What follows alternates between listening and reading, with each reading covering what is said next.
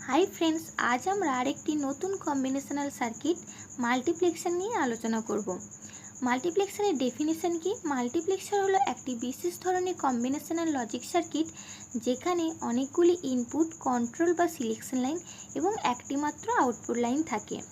Control line বা selection line কি না, কন্ট্রোল লাইন বা সিলেকশন লাইন হলো মাল্টিপ্লেক্সারে অনেকগুলি ইনপুট লাইন থেকে কোন ইনপুটটি আউটপুটে যাবে তা নিয়ন্ত্রণ করে।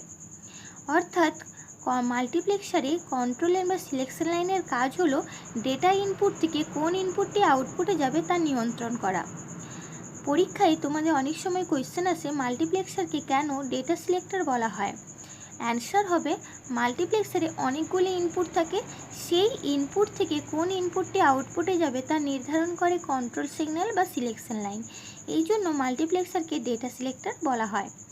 মাল্টিপ্লেক্সারকে সংক্ষেপে আমরা মাক্স লিখে থাকি।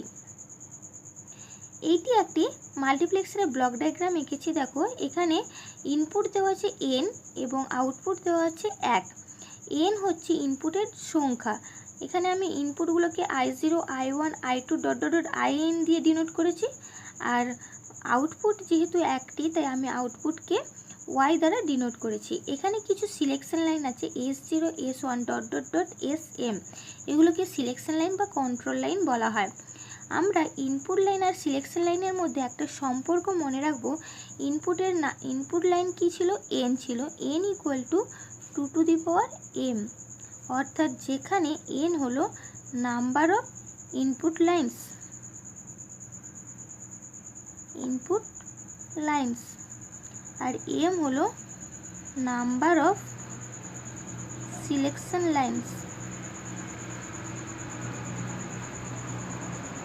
ঠিক আছে, দেখো এইটা কিভাবে করব। আমাদের সাধারণত যে মাল্টিপ্লেক্সারগুলো হয় সেগুলি হলো 4:1, 8:1, 16:1 আর 32:1। দেখো, 4 হচ্ছে ইনপুট লাইন আর 1 হচ্ছে আউটপুট লাইন। এই 4 থেকে আমরা সিলেকশন লাইন কিভাবে বের করব? 4 ইকুয়াল টু 2m, তাই তো? আমরা কি ফর্মুলাটা জেনেছিলাম? n equal to 2m। তাহলে এখানে 4কে আমরা কি লিখতে পারি? 2 এর পাওয়ার লিখতে পারি, 2 ইকুয়াল টু 2m। তাহলে এই ইকুয়েশনটা থেকে আমরা কি পাচ্ছি? দেখো, এখানে দুটো সেম হয়ে যাচ্ছে, তাহলে পাওয়ারগুলোও দেখবো 2 ইকুয়াল টু m। তাহলে 2 সমান m, অতএব m সমান কত বেরোলো? 2। তাহলে এখানে সিলেকশন লাইন কটি হবে? দুটি। এটি ছিল 4:1 এর সিলেকশন লাইন। একই রকমভাবে আমরা যদি 8:1 এর সিলেকশন লাইন বের করি, একই রকমভাবে দেখো 8 ইকুয়াল টু 2m। 8 সমান 2 এর কতর পাওয়ার? 3 এর পাওয়ার। 2 সমান 2m, তাহলে 3 ইকুয়াল টু m। অতএব এখানে 8:1 মার্কসের ক্ষেত্রে আমাদের সিলেকশন লাইন কটি হবে? 3টি লাইন হবে, 3টি। তাহলে বুঝতে পারলে সিলেকশন লাইন আর ইনপুট লাইনের মধ্যে সম্পর্কটি কি হলো? n ইকুয়াল টু 2m, যেখানে n হচ্ছে নাম্বার অফ ইনপুট লাইন্স এবং m হলো নাম্বার অফ সিলেকশন লাইন্স। ঠিক আছে, এবারে আমরা 4:1 মাল্টিপ্লেক্সার কিভাবে ড্র করতে হয় সেটা জানবো। দেখো, 4:1 মার্কসের ব্লক ডায়াগ্রামটি হলো, এখানে 4 হচ্ছে ইনপুট লাইন, যেটাকে আমরা i0, i1, i2 দ্বারা ডিনোট করছি। i0, i1, i2 and i3। আর 1 হচ্ছে আউটপুট লাইন, যাকে আমি y দ্বারা ডিনোট করছি। এবারে দেখো সিলেকশন লাইন কত হবে? 4 ইকুয়াল টু, আমাদের ফর্মুলাটা কী ছিল? n equal to 2m। তাহলে n যদি 4 হয় 2m, অর দিয়ে পরের লাইন 4 ইকুয়াল টু 2 সমান 2m। দুটো এ সেম হলে m সমান আমি কত পেলাম? 2। তাহলে এখানে সিলেকশন লাইন কটি হবে? দুটি, একটি s0, একটি s1। এবারে আমরা ট্রুথ টেবিল জানবো 4:1 মাল্টিপ্লেক্সারে। ট্রুথ টেবিলটি আমাদের সিলেকশন লাইনের উপর ডিপেন্ড করে করতে হবে। s0, s1 এবং আউটপুট হচ্ছে y। এগুলো হচ্ছে input line, selection input line, আর এটা হচ্ছে আউটপুট লাইন। ঠিক আছে, দেখো যেহেতু সিলেকশন ইনপুট লাইন এখানে কটি আছে? দুটি, তাহলে আমাদের ট্রুথ টেবিলের রো কটি হবে? 4টি। চারটি পসিবিলিটি রইবে, যেগুলি হলো 0 0 0 1 1 0 অ্যান্ড 1 1। 0 0 যখন ইনপুট দেবো, S0 যখন 0 S1 যখন 0, তখন আউটপুট হবে কি I0। অর্থাৎ 0 0 যখন দুটো সিলেকশন লাইনে 0 থাকবে তখন আউটপুট শো করবে কাকে, I0-কে। পরের লাইনটা দেখো 0 1 যখন দেব তখন আউটপুট শো করবে কে, I1। তারপরের লাইন 1 0 দিলে I2, 1 1 দিলে I3। এটি হলো আমাদের 4:1 মাল্টিপ্লেক্সারের ট্রুথ টেবিল। এখানে লজিক্যাল এক্সপ্রেশনটি আমি এরকমভাবে লিখতে পারি, y = অর্থাৎ আউটপুট সমান দেখো ইনপুট যখন S0 0 S1 0, S0 S1-কে আমরা 0 থাকলে কি ধরি, কমপ্লিমেন্ট ধরি। তাহলে S0 complement dot y S1 complement dot I0, এরকমভাবে এক্সপ্রেস করব S0 বার ডট S1 বার ডট I0। তারপরের লাইনটা কি হবে, S0, এটা 0 আছে এটা 1 আছে, তাহলে 0 থাকলে complement S0 dot S1 dot I1। পরের লাইনটা দেখো এটা 1 এটা 0, তার মানে কি হবে S0 1 মানে S0 ডট এটা 0 মানে S1 বার ডট I2 প্লাস তারপরের লাইনটা দেখো দুটোই 1, তার মানে কি S0 dot S1 dot I3। এটি হলো আমাদের লজিক্যাল এক্সপ্রেশন। এখান থেকে আমরা লজিক্যাল ডায়াগ্রাম অঙ্কন করব। লজিক্যাল ডায়াগ্রাম অঙ্কন করার জন্য আমাদের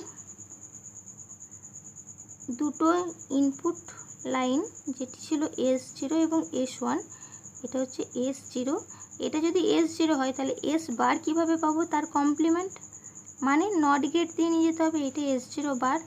একই রকমভাবে আমরা S1টাও বের করবো, এটা S1, তাহলে S1-এর কমপ্লিমেন্ট কীভাবে পাবো, তাকে নট গেট দিয়ে নিয়ে গেলে, ঠিক আছে, এটা হয়ে যাবে কি S1 কমপ্লিমেন্ট। প্রথমেটা কি রয়েছে, S0 complement S1 complement I0, তাহলে S0 কমপ্লিমেন্ট মানে কি এই লাইনটা, S1 কমপ্লিমেন্ট মানে এই লাইনটা, আর বাইরে থেকে একটা ইনপুট দিলাম যার নাম হলো কি I0। এটার মধ্যে ডট আছে মানে কি গেট হবে, অ্যান্ড গেট। এটা পেলাম কি S0 বার ডট S1 বার ডট I0। একই রকমভাবে পরেরটা করবো, দেখো S0 কমপ্লিমেন্ট মানে কি S0 বার থেকে টানবো, এটা S1 মানে মেন লাইনটা থেকে টানবো, আর I1টা বাইরে থেকে একটা ইনপুট দিলাম, এটা হবে কি S0 বার ডট S1 ডট I1। একই রকমভাবে পরেরটা, এটা কি ছিল S0 ডট S1 বার ডট I2, S0 মানে কি এটা S0, S1 বার মানে এটা, আর বাইরে থেকে একটা ইনপুট দিলাম যার নাম হলো I2, এটা কি পেলাম S0 ডট S1 বার ডট I2। লাইনগুলো একটু বাড়িয়ে নিচ্ছি। এবারে দেখো S0 dot S1 dot I3, S0 মানে কি মেন লাইন থেকে যাবে S0, S1ও মেন লাইন থেকে যাবে, এবং I2 নয় I3,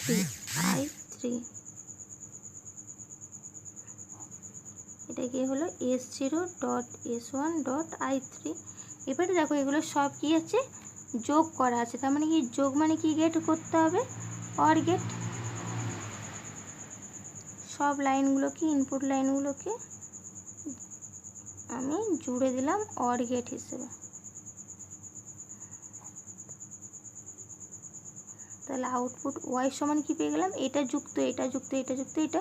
আমার এখানে স্পেস নেই, আমি এখানে নিচে লিখে দিচ্ছি, ঠিক আছে। কি লিখব, S0 complement S1 complement dot I0 plus S0 complement dot S1 dot I1 plus S0 dot S1 complement dot I2 plus S0 dot S1 dot I3। এটি হলো ওয়াই আউটপুট।